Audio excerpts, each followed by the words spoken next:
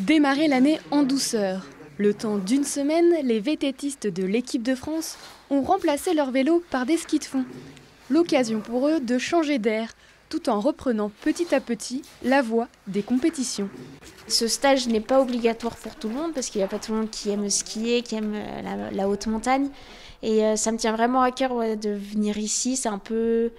Voilà, on va dire, c'est un peu le stage qui fait la transition entre la fin de coupure et vraiment la préparation de la saison en VTT. Donc là, voilà, c'est 100% ski. On s'amuse, pas de stress, rien du tout. Et après, mais c'est quand même un très bon bloc foncier en altitude pour démarrer après la préparation 100% en vélo. Si Loana Lecomte a fait le choix de laisser le vélo à la maison, ce n'est pas le cas de tout le monde. Et à défaut des cols savoyards, la préparation se fait en intérieur.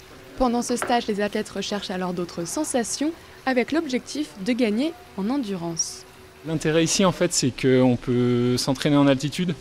Forcément, vélo et altitude l'hiver avec la neige, c'est pas possible. Donc moi, j'en profite pour faire une exposition hypoxique de 3 semaines.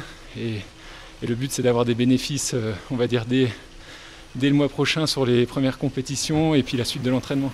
Pour moi, ça fait partie de mes routines chaque année. En fait, ça casse un peu la monotonie de l'entraînement, faire du ski de fond plutôt que du vélo toute l'année. C'est vraiment ce qui m'intéresse et puis ça permet aussi de travailler un petit peu différemment. Donc c'est toujours bon à prendre.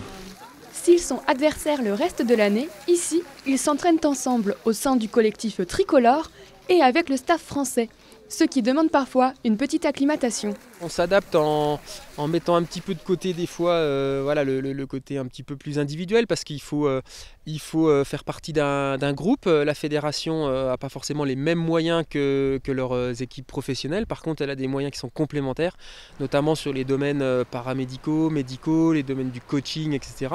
Donc ils viennent chercher de la complémentarité dans leur activité et ils viennent chercher aussi de la cohésion auprès de leurs copains, je dirais, de l'équipe nationale qui retrouveront après dans les grands championnats et ça fera la différence. Les athlètes se retrouveront notamment lors des championnats du monde de VTT qui auront lieu en septembre prochain en Valais, en Suisse.